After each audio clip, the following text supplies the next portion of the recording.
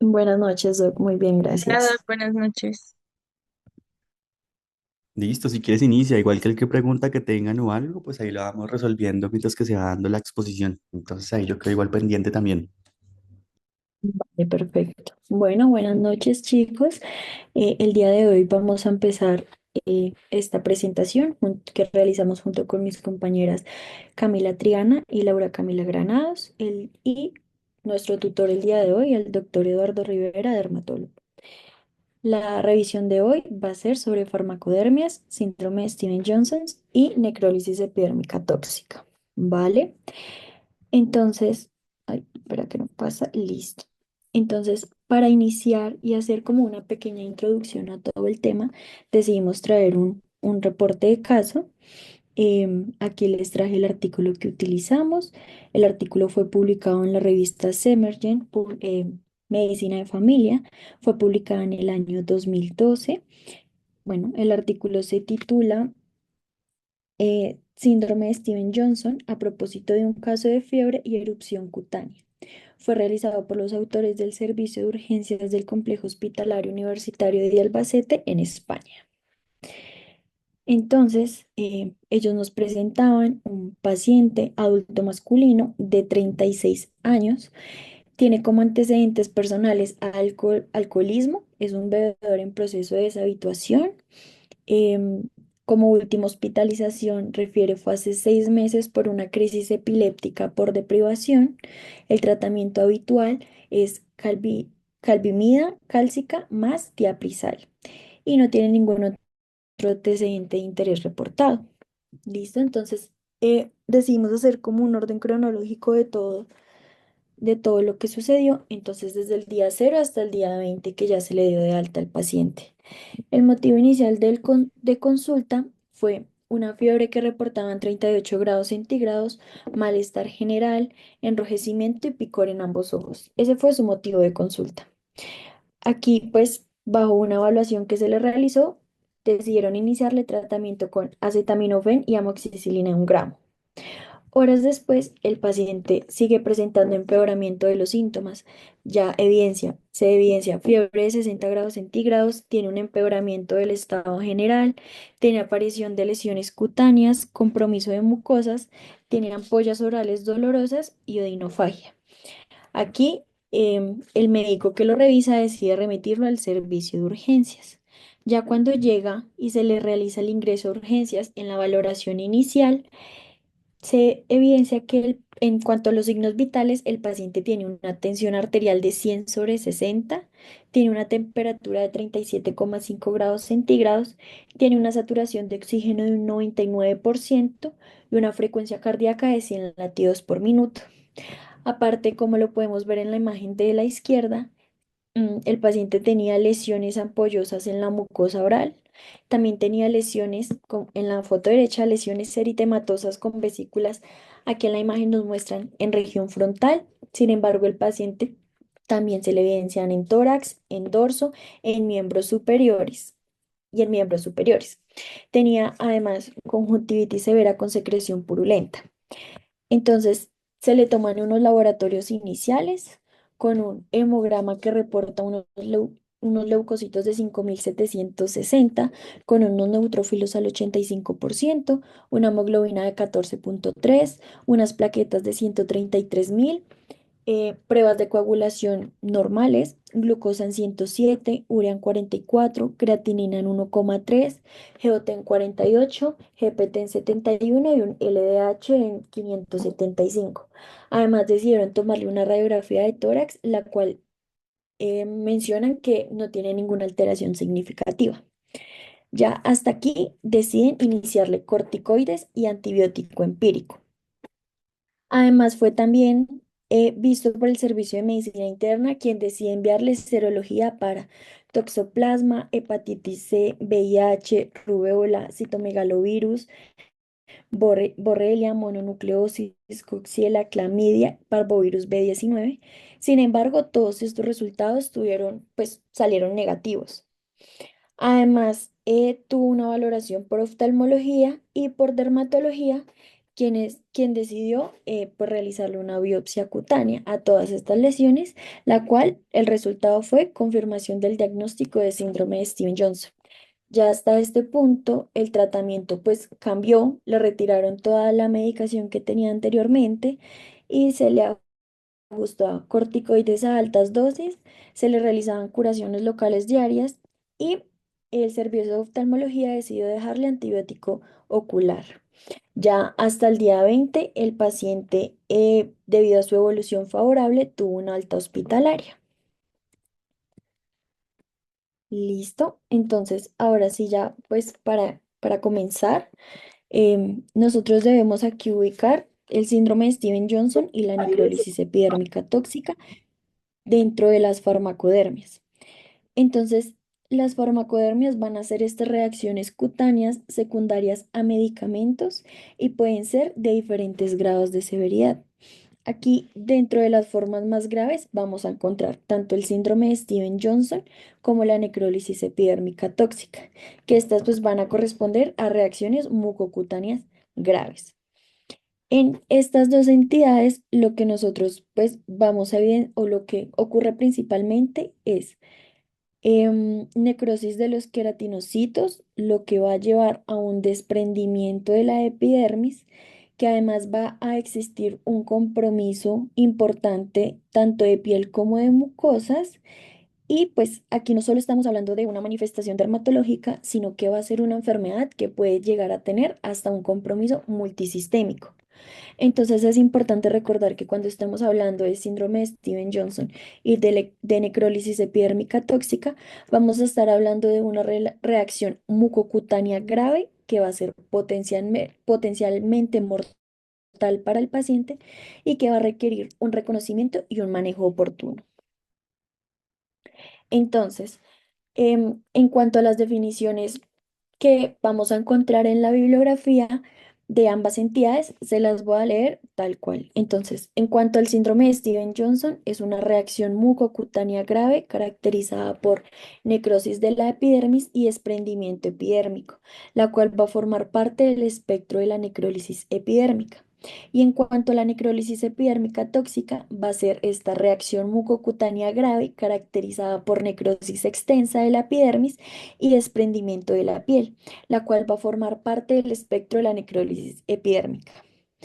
Pero yo creo que a lo mejor mientras yo decía ambas definiciones, ustedes estaban preguntando realmente qué es lo que los diferencia, porque en ambas nos quiere decir básicamente lo mismo, lo único que nos dice es que la necrólisis epidérmica tóxica es extensa, ¿verdad?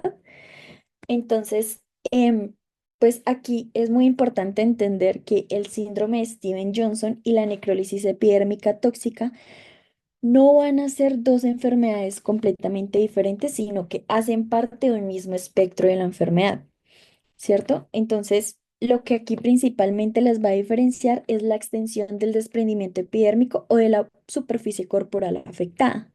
Entonces, cuando la superficie corporal afectada es menor al 10%, estamos hablando de un síndrome de Steven-Johnson, como lo podemos ver acá en la imagen. Cuando tenemos entre un 10 a un 30% de superficie corporal afectada, estamos hablando de una superposición entre síndrome de Steven-Johnson y NET o overlap, también se le menciona de esta forma. Y cuando tenemos más del 30% de superficie corporal comprometida, estamos hablando de una necrólisis epidérmica tóxica. Entonces, pues aquí como lo vemos en la imagen de abajo, en la flechita, pues lo que nosotros debemos entender es que a mayor superficie corporal afectada, va a haber mayor extensión de la enfermedad y va a haber mayor gravedad del cuadro en el paciente. Entonces, esto va a ser importante porque ya debemos entender que el compromiso de la barrera cutánea va a generar mayor pérdida de líquidos, alteraciones hidroelectrolíticas, infecciones y en casos más graves, como ya lo mencioné anteriormente, puede haber falla multiorgánica. Pero nosotros debemos saber cómo Valentina, ¿te objetivizar puedes este. devolver un momentico en Sí, la señor. red? Listo, entonces ahí es una cosa muy importante de esta presentación, de esta diapositiva, perdón, es que cuando dice, ejemplo, 10% del 10 al 30% o más del 30%, tanto el síndrome de Steven-Johnson como la necrólisis epidérmica tóxica entra dentro de las toxicodermas, como decía Valentina, pero son enfermedades más que todo ampollosas que pueden llevar principalmente a necrosis como tal de la piel. Entonces, cuando dice menos del 10% se refiere a esa formación de ampollas. Ejemplo, un paciente puede tener un Steven Johnson que tenga un compromiso generalizado, pero que tenga, ejemplo, solo el 10% de formación de ampollas en el cuerpo. Pero NET es cuando tiene más del 30% de ampollas como tal en el cuerpo. Es decir, uno puede tener un paciente con erosiones, puede tener el paciente con placas, con eritrodermia, pero si tiene menos del 10% de ampollas sería Steven Johnson.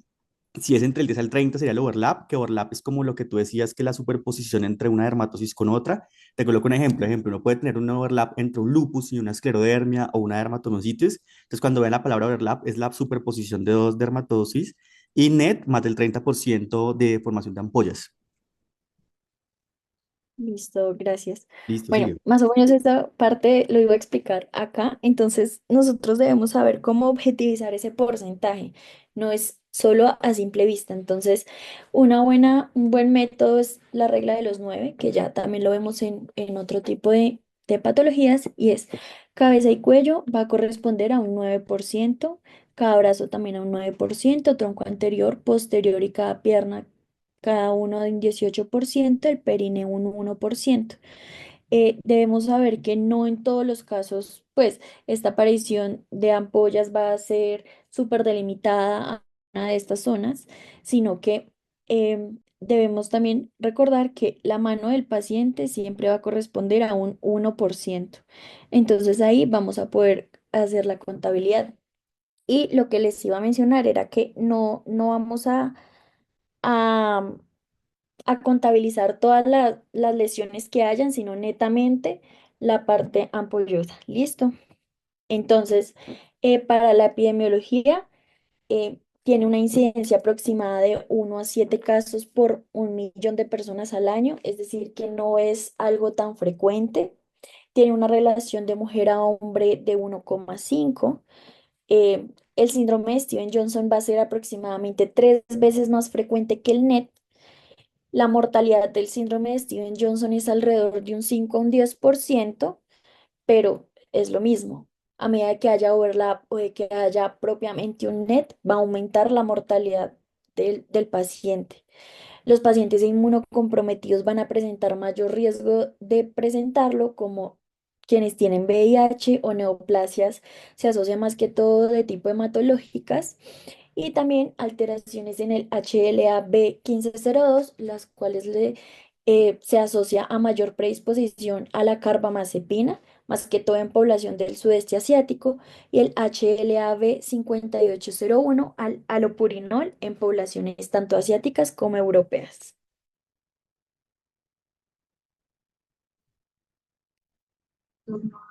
Bueno, en cuanto a la fisiopatología, entonces realmente es una reacción de hipersensibilidad de tipo 4, es decir, mediada por células. Principalmente actúan los linfocitos TSD8, que son los que van a provocar como esa necrosis de los queratinocitos y finalmente, pues como que el desprendimiento entre la dermis y la epidermis. Em, Pueden igualmente actuar otro tipo de células, pero básicamente nos vamos a enfocar en los linfocitos TCD8 y en las natural killer. El medicamento va a venir por circulación, ya sea en forma activa o como metabolito, y va a entrar o a ser reconocido por una, una célula presentadora eh, y un receptor de linfocitos T. Cuando entra ahí, en teoría, cuando ya hemos utilizado el medicamento, no hay respuesta inmune, pero van a haber ciertos mecanismos que hacen que esta respuesta inmune se altere y se conduzca a una respuesta inmunogénica. Em, Nada, sigue por favor. Se han reconocido básicamente cuatro mecanismos, tanto para el síndrome de Steven Johnson como para la necrólisis epidérmica tóxica. La principal es la teoría del apteno-proapteno, que nos dice que el metabolito del medicamento va a modificar el péptido, que es el péptido que se va a reconocer por la célula presentadora de antígeno y pues se va a volver inmunogénico. Cuando el péptido está alterado, lo que va a inducir es como a toda la respuesta autoinmune de los linfocitos TCD8 y pues va a desencadenar toda la respuesta con granulosinas y otros compuestos que lo que van a llevar es finalmente a la apoptosis de los queratinocitos. Además de esto, también se va a ver implicada la vía del FAS y FAS ligando, que como tal va a activar toda la línea de caspasas y lo que va a hacer es que pues se active toda la línea de apoptosis celular, junto con el factor de necrosis tumoral alfa y algunas otras citoquinas. Em, por otro lado, está la interacción farmacológica con los receptores inmunes. Entonces, en esta teoría, básicamente lo que nos dice es que em, el medicamento va a llegar a un receptor no covalente y que va a alterar como la activación de este receptor y por eso, por ese motivo, pues va a haber como el que se desencadene toda la respuesta inmune. También puede ser una respuesta inmune como facilitada por algunas proteínas del citocromo P450 y pues ya otro es cuando las células T, en este caso las CD8, están alteradas y de por sí inducen pues a la apoptosis. Sígueme. En este entonces podemos ver básicamente los mecanismos que les expliqué antes. Entonces, en la imagen de la primera de la izquierda, se ve como bueno, ahí se ven las ampollas llenas de marcadores inflamatorios, factor de necrosis tumoral alfa, la interleuquina 15, el fasligando, granulosina, entre otras cosas, que lo que inducen es como tal a la apoptosis o a la destrucción de los queratinocitos. A la derecha vemos ya directamente el mecanismo. Entonces, en ese primero vemos como la granulosina se une por el antígeno leucocitario humano tipo E a la célula y ahí empieza a generar pues que se granule y se forme toda la cascada inflamatoria. Las Sandra, si perforinas, quieres, vamos. Buenas noches, ¿me escuchan? sí, Ahí te Sí, sí, escuchamos, señora. perfecto. Bueno, entonces en cuanto a la fisiopatología, pues va a estar el medicamento que es como tal el metabolito. Eso va a ser una presentación antigénica y ahí van a actuar los linfocitos TCD8 y las natural killers y va a haber una muerte de queratinocitos. Eso se representa como una necrosis a nivel de la epidermis y eso en la clínica se evidencia como el desprendimiento o las ampollas. Entonces ahí pues es muy importante los linfocitos T citotóxicos, CD8, las natural killers, las perforinas y las granzimas, también toda la vida del FAS y el FAS ligando, que esto pues favorece la apoptosis y posteriormente la necrosis, y la granulosina también, que pues estas tienen un papel muy importante en la muerte de los queratinocitos. ¿La puedes pasar, vale, porfa? Entonces, en cuanto a las manifestaciones clínicas o a la clínica, esta puede iniciar como un prodromo, que pueden ser síntomas inespecíficos, como una fiebre, odinofagia, dolor cutáneo desproporcionado, algunos síntomas gastrointestinales. Entonces, pues en esta etapa inicial, digamos que es un poco complejo poder pues identificar y también se puede presentar como máculas o placas eritematosas que posteriormente pueden tener una rápida progresión, como lo evidenciamos en las imágenes, comprometiendo una mayor porcentaje de superficie corporal, evidenciando también las ampollas y el desprendimiento. y lo puedes pasar, porfis. Y uno pues de los componentes más importantes que caracteriza al síndrome Steven-Johnson y al NET es el compromiso de mucosas. Entonces, a nivel oral, pues vamos a ver como múltiples erosiones, em, las lesiones también evidencian bastante necrosis, que es por toda esa muerte de queratinocitos. A nivel ocular es muy importante, entonces siempre la idea es que tengamos valoración por el oftalmólogo porque estas secuelas pueden llegar a ser irreversibles y también siempre evaluar a nivel urogenital todo este tipo de lesiones. Y suele ser muy común, sobre todo en NET, el compromiso de dos o más mucosas. Sigue, porfis. Y pues vamos a tener muy característico el signo de Nikolsky. Ese también, pues dentro de los diagnósticos diferenciales, podríamos verlo también, digamos, en un pénfigo, en un síndrome de piel escaldada, pero pues más adelante les contaré cuáles son las diferencias. Siguiente, porfi. Entonces, para el diagnóstico es muy importante pues tener en cuenta siempre, como en la mayoría de patologías dermatológicas, la clínica. La semiología, todo va a ser muy, muy importante.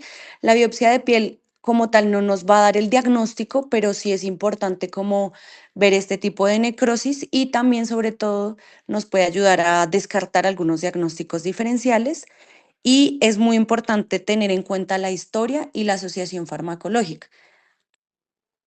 Siguiente, porfa. Entonces, es muy importante tener la causalidad del medicamento, tener en cuenta pues cuál es la latencia de los medicamentos, la exposición a medicamentos, sobre todo en este tipo de patologías, es los medicamentos que hayan estado de 1 a 4 semanas y es menos probable si ocurrió 8 semanas previas a la reacción, que por ejemplo eso sería más común como en un DRES. También pues tener en cuenta la información de los medicamentos que están fuertemente asociados, basados como nos mencionaba Vale en los estudios epidemiológicos y en la farmacovigilancia. Entonces, dentro de los medicamentos que están fuertemente asociados están sobre todo los medicamentos que son los anticonvulsivantes, los antibióticos y también los AINES o los Oxicam. Entonces, dentro de los más fuertes está la loporinola, la motrigina, la carbamazepina, los Oxicam, como les mencionaba, y otras asociaciones también está el diclofenaco, la doxiciclina, la amoxicilina, la ciprofloxacina. Es muy importante, como nos mencionaba Vale, tener en cuenta las poblaciones porque hay unas poblaciones que son más susceptibles y también los medicamentos que hayan iniciado pues más recientemente son como en los que más debemos sospechar, más que en los medicamentos que lleva usando crónicamente. También hay que preguntar por medicamentos que no estén prescritos, que se esté automedicando y también pueden haber algunos medicamentos que de pronto lleven un poco más de tiempo, pero que tenga un uso intermitente de los mismos. Entonces, en cuanto a la biopsia de piel, pues como les decía, es un orientativo. Entonces puede que veamos acá, bueno, en algunos casos recomiendan tomar inmunofluorescencia directa. Esto es más para descartar los diagnósticos diferenciales como enfermedades ampollosas autoinmunes especialmente. Acá vamos a ver apoptosis de queratinocitos basales, vamos a ver también la necrosis de todo el espesor de la epidermis.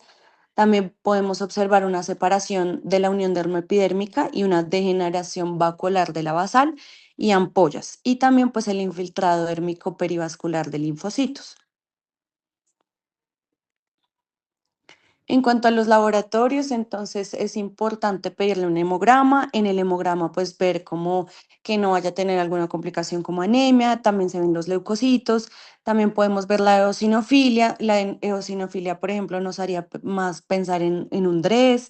Estudios de coagulación, el panel metabólico también, BUN, creatinina, calcio, la BCG, la PCR, los gases arteriales en caso tal, pues para pedir el escorten que se sugiere hacerlo de forma temprano para evaluar la mortalidad y también después como para evaluar el control y cómo está evolucionando el paciente. Los cultivos en casos específicos, sobre todo de heridas y mucosas por el riesgo de sepsis y sobreinfección, que es una como de las mayores causas de mortalidad. Y cuando no esté claro como una asociación a medicamentos, se puede pedir una PCR para Mycobacterium pneumoniae, que es uno como de las principales causas, ya que siempre que no encontramos la asociación con medicamentos, podemos pensar en causas infecciosas. y una radiografía de tórax, pero también como en casos seleccionados. En cuanto a los diagnósticos diferenciales, entonces está el eritema multiforme mayor. En el eritema multiforme también vamos a ver compromisos de mucosas, pero en este pues el compromiso no suele ser tan generalizado en la piel, van a ser dianas, con sus anillos característicos, se va a asociar a virus del herpes simple, sobre todo pues las lesiones orales. Sin embargo, no tiene Nikolsky positivo y el compromiso no suele ser tan mayor. Está también el exantema morbiliforme, está el DRES, como les mencionaba, pero pues este es más característico con eosinofilia. La asociación con medicamentos suele ser un poco más extensa, con 8 semanas. Está también la pega, pero acá vamos a ver más pústulas. em, la erupción fija pigmentaria ampollosa, está también el síndrome de piel escaldada, en el que también vamos a ver Nikolsky positivo, pero no vamos a ver compromiso de mucosas. Puede haber también un H tipo NET, un lupus cutáneo tipo NET. A veces también, pues, algunos cuando tienen dudas, pues les piden también anti-RO o algunos como paraclínicos de autoinmunidad. Está también el pénfigo paraneoplásico o el pénfigoide ampolloso. Sin embargo, aquí las ampollas van a ser más tensas. En el pénfigo vulgar también vamos a encontrar compromiso mucoso y también va a haber Nikolsky positivo. Sin embargo, la distribución de las ampollas y todo también va a ser diferente y la dermatosis ampollosa lineal por IgA. Entonces, casi todo pues nos lo va a dar como la clínica. Bueno, en cuanto a este algoritmo, entonces, pues acá, como les decía, pues nos va a ayudar a diferenciar la presencia de fiebre, la presencia de las ampollas, la presencia sobre todo de la clínica, pues como les mencionaba, si tiene pústulas va a ser más AYEP, si tiene compromiso facial, fiebre, va a ser más un tipo DRES y eosinofilia. Si tiene pues las ampollas, como les mencionaba, si son más tensas, va a ser más un pemfigoide y también pues tener muy en cuenta como cuáles tienen compromisos de mucosas y cuáles no para poder tener el diagnóstico diferencial, pero pues siempre tener en cuenta como estos diagnósticos en la mente. Como les mencionaba, el escorte nos va a ayudar a mirar el pronóstico. Se recomienda hacerlo al ingreso, 24 horas y en las 72 horas para mirar pues como el riesgo de mortalidad.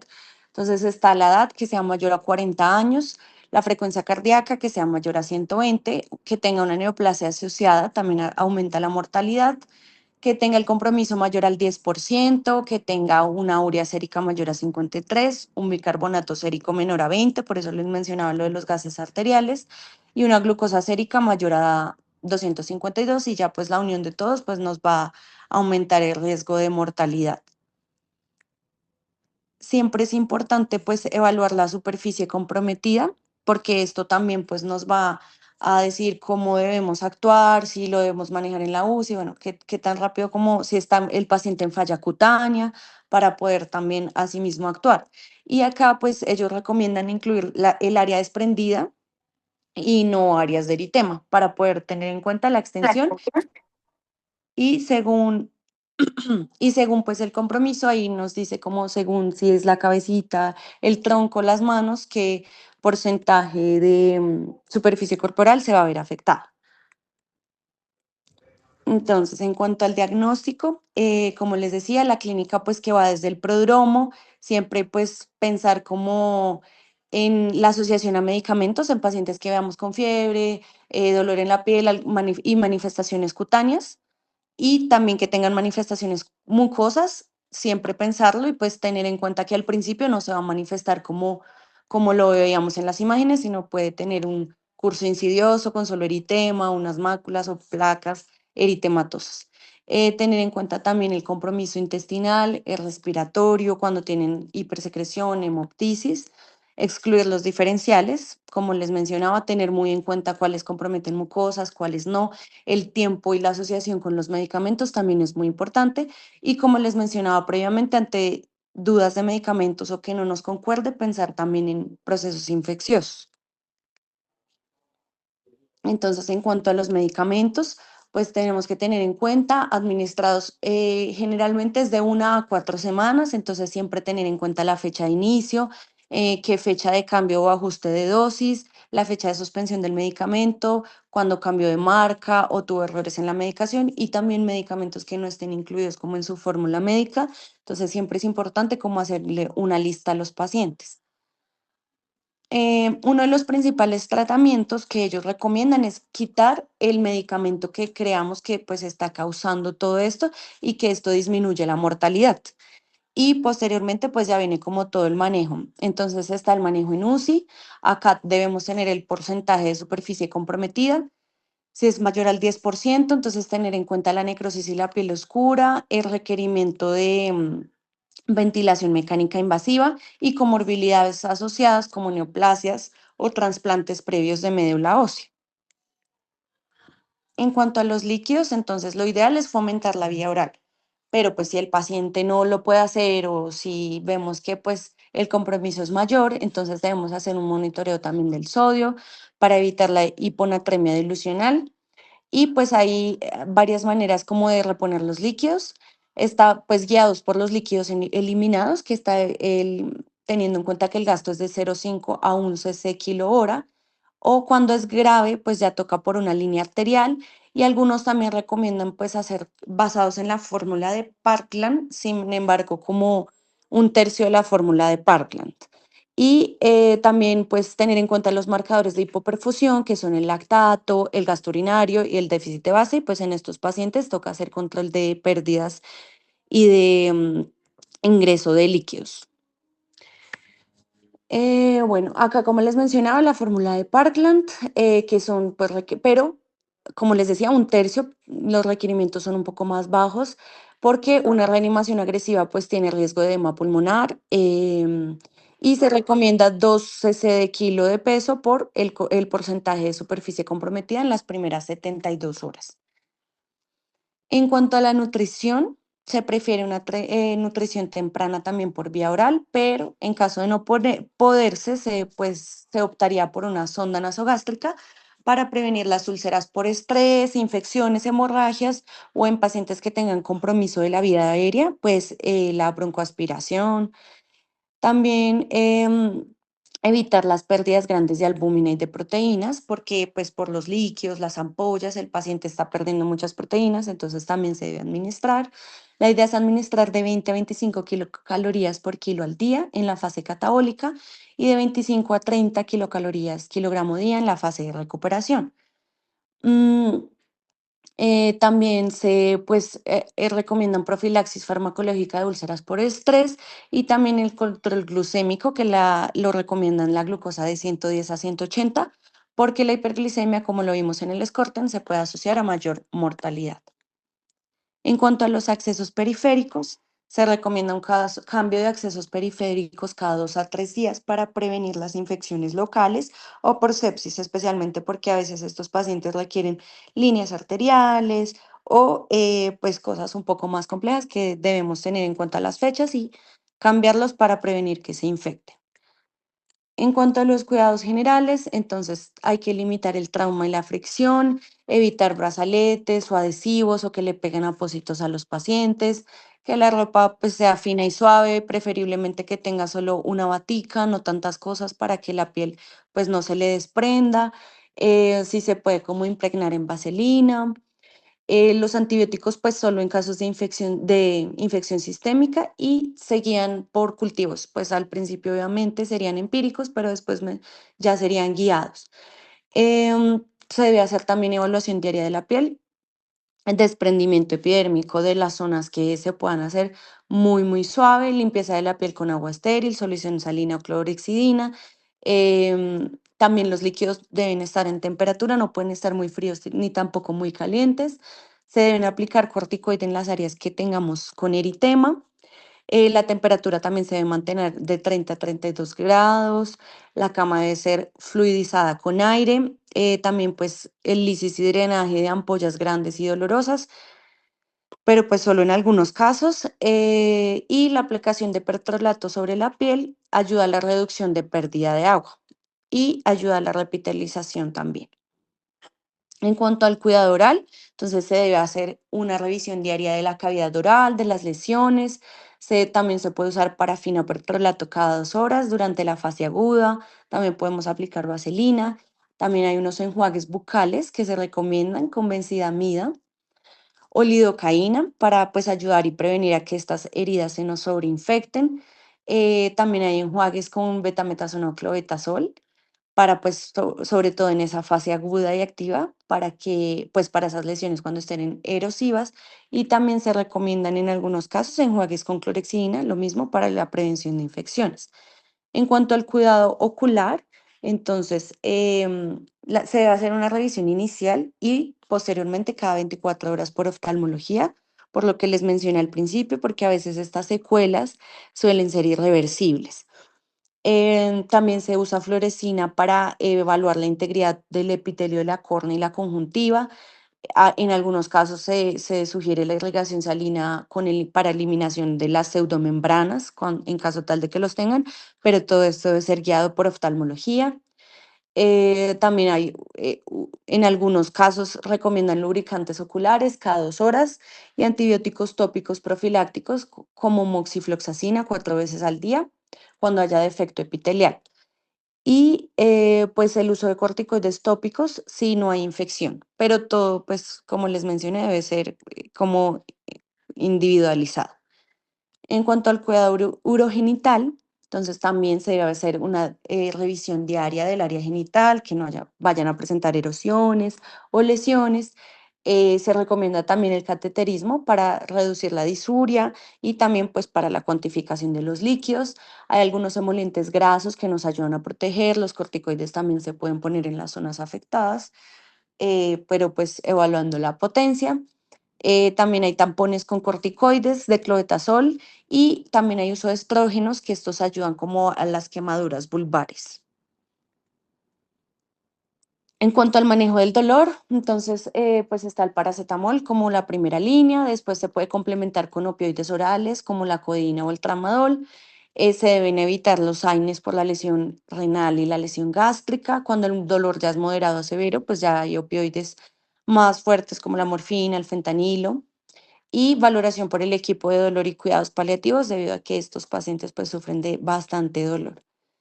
También siempre se debe vigilar la infección porque pues la sepsis es la causa más importante de mortalidad.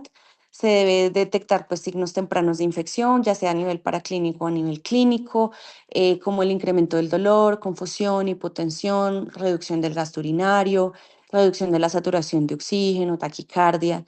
También se debe aislar a los pacientes, sobre todo cuando iniciamos terapias inmunosupresoras, que ya hablaremos más adelante, y nos sugieren los antibióticos profilácticos, sino solo en casos de signos de infección y, como les mencionaba después, guiado por hemocultivos. En cuanto a la vía respiratoria, entonces, ante clínica sugestiva de compromiso respiratorio como hemoptisis, epistaxis, desaturación, se debe hacer, pues, identificar como afectación bronquial.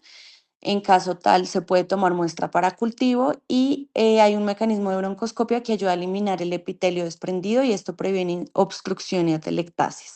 Pero pues todo esto es como un manejo multidisciplinario.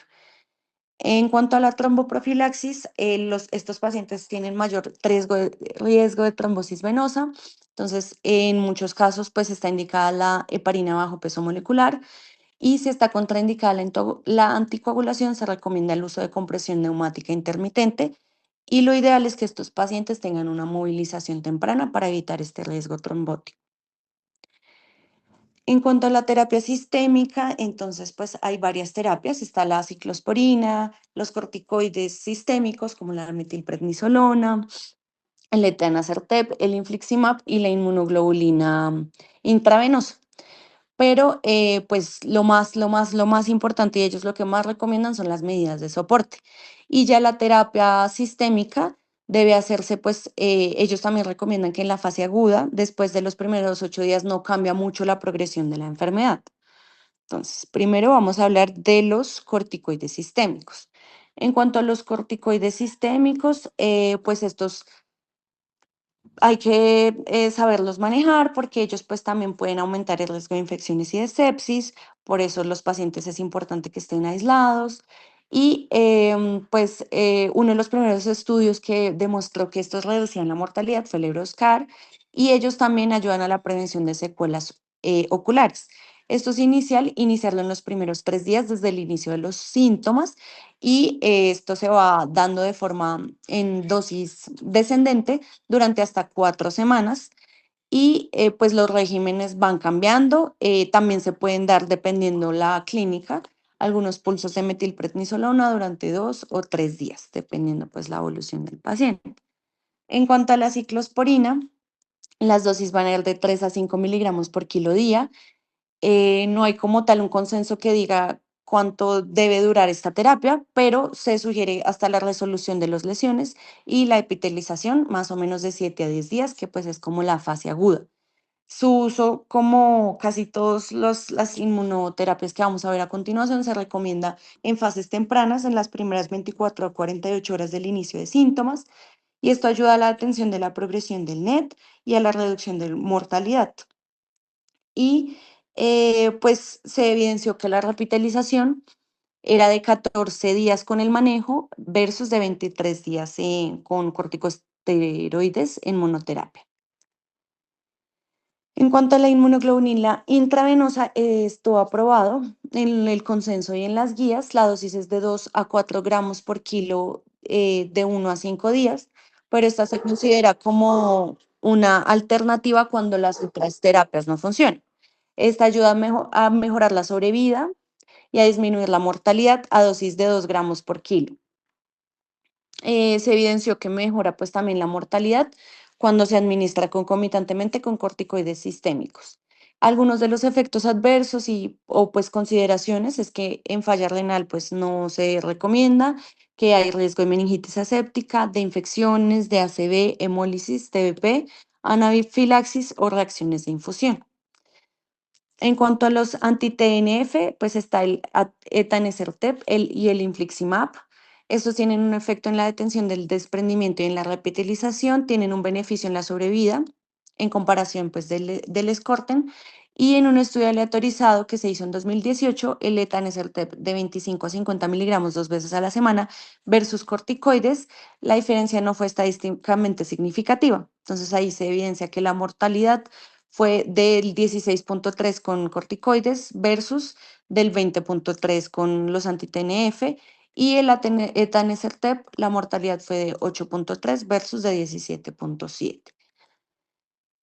Está también una alternativa que es la plasmaféresis, que se evidenció que no mejoraba la mortalidad ni en la estancia hospitalaria, pero se recomienda como una enfermedad grave que no ha respondido a manejos previos. Sin embargo, tiene un alto costo, tiene riesgo de efectos relacionados a la transfusión y reacciones también alérgicas.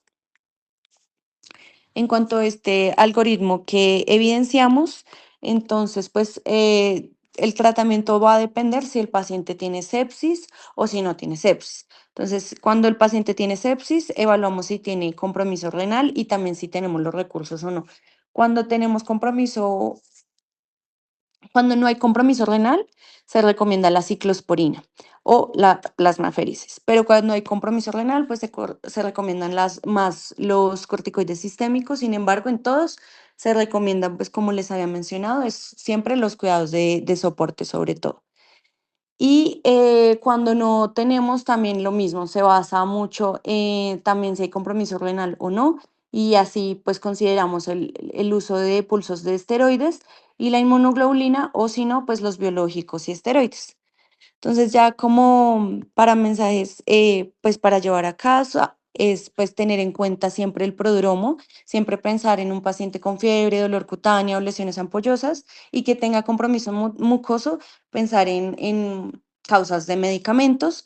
Cuando no encontremos medicamentos también pues pensar o descartar infecciones, que uno de los tratamientos iniciales es suspender los medicamentos sospechosos y siempre tener en cuenta pues la temporalidad de los medicamentos, siempre tener en cuenta que es un manejo multidisciplinario, que lo primordial es el manejo de soporte, siempre pues también integrar la clínica, la cronología, la biopsia, usar como medicamento por medicamento, fecha de inicio, para poder evaluar y que pues el pilar, como les decía, es el soporte multidisciplinario, la vigilancia de órganos, de mucosas, hacer el escorten, que lo vea oftalmología y pues tener en cuenta ese manejo multidisciplinario.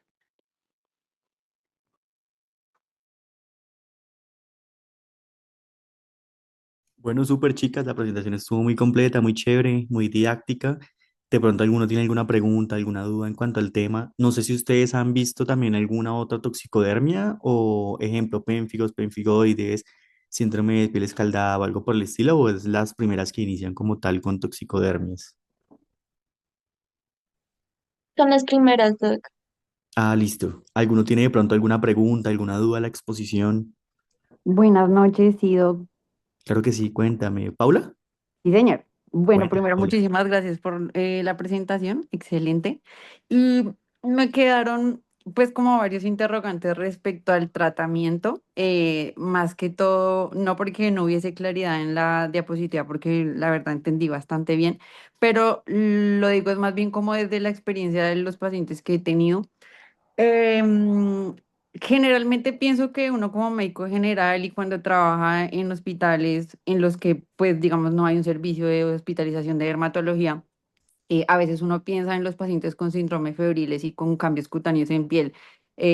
Lo primero que uno piensa son sepsis, hemocultivar, iniciar tratamiento antibiótico, esperando cultivos y pienso que tal vez no tenemos el chip en la cabeza de pensar en una reacción asociada a medicamentos.